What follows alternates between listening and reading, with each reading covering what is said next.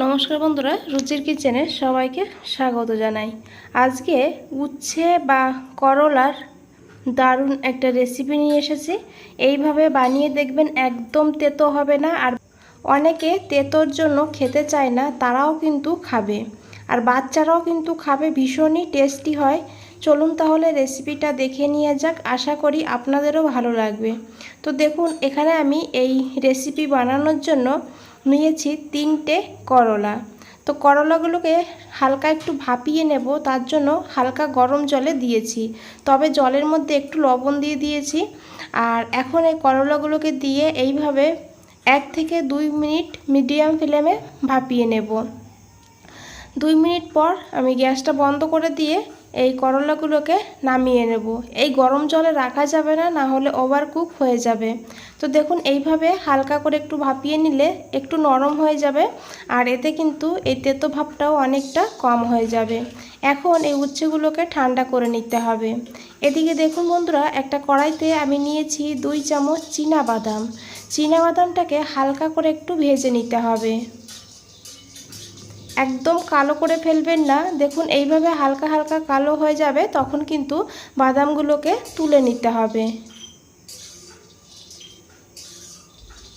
বাদামটাকে তুলে নিয়ে ঠান্ডা করে নিতে হবে। আর এখানে দেখুন, আমি নিয়েছি পেঁয়াজ, ছোটো সাইজের পেঁয়াজ, তার জন্য 3টে নিয়েছি। যদি মিডিয়াম হয় তাহলে 2টো নেবেন, আর খুব যদি বড় হয় তাহলে একটা নিলেও কিন্তু হবে। তো পেঁয়াজগুলোকে আমি এইভাবে দেখুন কেটে নিয়েছি।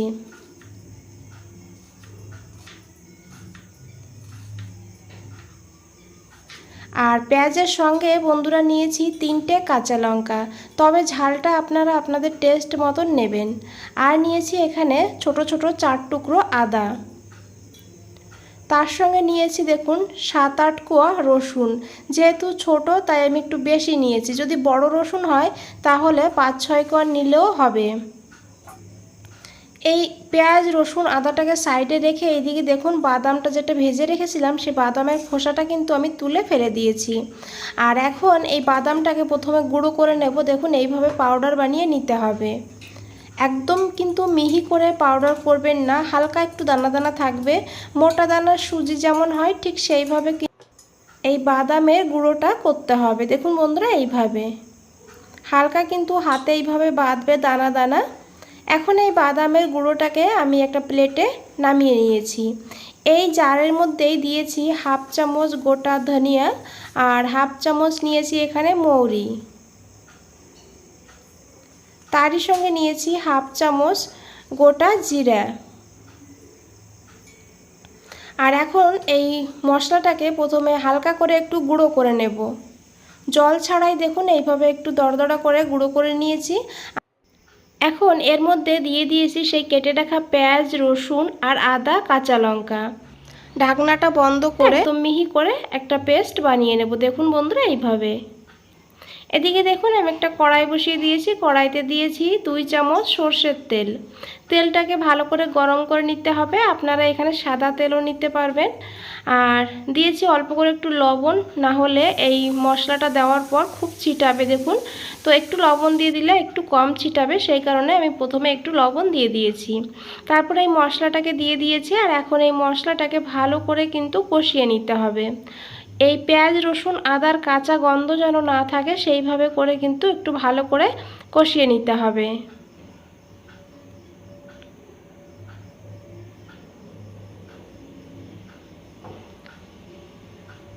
তো দেখুন, প্রায় 2-3 মিনিট আমি মশলাটাকে এইভাবে কষিয়ে নিয়েছি। আর এখন দিয়েছি এখানে অল্প করে লবণ। লবণটা আগেও দিয়েছিলাম, সেই কারণে অল্প করেই দিয়েছি। আবার উচ্ছেগুলো ভাপানোর সময় কিন্তু লবণ দিয়েছিলাম। তারপরে দেখুন, এখানে দিয়েছি আমি 1/2 চামচ চিনি। চিনিটা অবশ্যই দেবেন। আর তারই সঙ্গে দিয়েছি এখানে 1/4 চামচ হলুদের গুঁড়ো। অল্প করে একটু দিয়েছি এখানে ঝাল লঙ্কার গুঁড়ো। যেহেতু কাঁচা লঙ্কা দিয়েছি তাই আমি এখানে অল্প করে ঝাল লঙ্কা দিয়েছি, আপনারা আপনাদের টেস্ট মতন নিয়ে নেবেন। আর এই ঝাল লঙ্কা না দিয়ে শুধু আপনারা কাঁচা লঙ্কা দিয়েও কিন্তু রান্নাটা করতে পারবেন। আর এখন খুব ভালো করে মিশিয়ে নিয়েছি। আর এই মশলার থেকে যত সময় না তেল আলাদা হয়ে যাচ্ছে, তত সময় কিন্তু মশলাটাকে এইভাবে লো ফ্লেমে কষিয়ে নিতে হবে। তো তো দেখুন বন্ধুরা মশলা থেকে তেল ছেড়ে দিয়েছে। এইভাবে কিন্তু মশলাটা একদম এক জায়গায় হয়ে যাবে, তখনই বুঝবেন মশলাটা কষানো হয়ে গিয়েছে। এখন এখানে দিতে হবে সেই বাদামের গুঁড়োটা, আর বাদামের এই গুঁড়োটাকে দিয়ে এইভাবে খুব ভালো করে মিশিয়ে নিতে হবে। আর বাদামের গুঁড়োটা যখন দেবেন তখন কিন্তু গ্যাসটা বন্ধ করে তারপরে দিয়ে দিতে হবে, আর তারপরে এইভাবে খুব ভালো করে মশলার সঙ্গে মিশিয়ে নিতে হবে। দেখুন দেখতে কত সুন্দর লাগছে, এটা কিন্তু খেতেও খুবই ভালো লাগে। তো এখানে কিন্তু আমাদের মশলাটা একদম রেডি হয়ে গিয়েছে। এখন এই মশলাটাকে আমি নামিয়ে নেব, আর নামিয়ে ঠান্ডা করে নেব। এদিকে বন্ধুরা উচ্ছেগুলো দেখুন ঠান্ডা হয়ে গিয়েছে। এখন এই উচ্ছেটাকে এইভাবে মাঝখান থেকে আমি কেটে নেব, তবে সাবধানে কেটে নেবেন, এইভাবে আস্তে আস্তে করে। একদম কেটে ফেলবেন না, হালকা করে একটু মাঝখান থেকে কেটে নিতে হবে। ভেতরের যে বীজটা আছে সেই বীজটাকে কিন্তু বের করে নেব। হালকা করে একটু ভাপিয়ে নিলে তাহলে এইভাবে খুব ভালোভাবে কাটাও যায়, আবার কিন্তু ভেতরের বীজটাও খুব ভালোভাবে বেরিয়ে আসে। তো দেখুন এইভাবে হালকা করে কেটে নিয়ে তারপরে একটা চামচের পেছনের সাইড দিয়ে এইভাবে এই যে বীজগুলো আছে সেই বীজগুলোকে বের করে নিতে হবে। আর বীজগুলো যেহেতু শক্ত হয়ে গিয়েছে সেই কারণে কিন্তু এগুলোকে বাদ দিতে হবে, না হলে খাওয়ার সময় ভালো লাগবে না। তো দেখুন এই যে বীজগুলো আছে এই বীজগুলোকে আমি বের করে ফেলে দেব। আর 3টে উচ্ছেই কিন্তু আমি এইভাবে কেটে নিয়েছি আর বীজটা বের করে নিয়েছি।